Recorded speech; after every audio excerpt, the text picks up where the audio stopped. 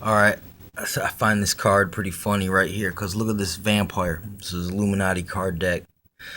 Um, how often you see a vampire with a mullet? You know what I'm saying? It's kind of very distinctive kind of art and imagery here, and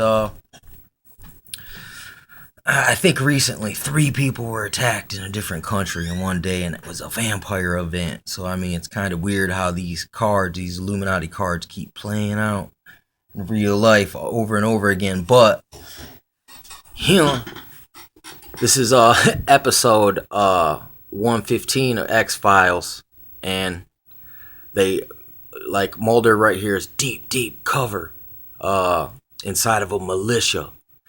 So uh, they made him wear a mask when they went to rob this bank or whatever. I think it's kind of funny because look at the mullet vampire mask, and it's funny. There's this show or this movie I watched. It's called Hollywood Insiders Beneath the Surface, and it talks about how these Jedi dudes from or the Jedi from Egypt, this mystery religion cult where they would kill them and put them in a coffin, they'd come back to life and have superpowers, and they say how it sounds a lot like a vampire. And there's also the FBI, which they got this special unit called the Men in Black, which in this show he's been accused of being a Men in Black, which on this show it says like basically the vampire, the Jedi, the Men in Black, they have like hypnosis and they can be many places at once and they can come back from being killed, and that actually happens kind of in this show. So and then in the new one where they have the reptilian shape shifting like wereman, there's actually a point where they got Mulder on the ground with blood in his mouth and on his face, and it's basically reptilian blood that got squirted from the thing's eyeballs into his mouth. Which, and they also say in Chinese, lore,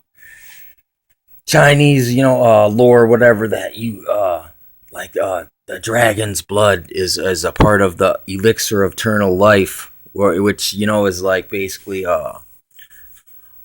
some kind of concoction that you drink and it gives you immortality. But once again, it's the vampire. It's the all these things do have a common threads, and it goes back to that Egyptian buried in the coffin inside of the pyramid for 3 days ritual thing. And I just think it's funny.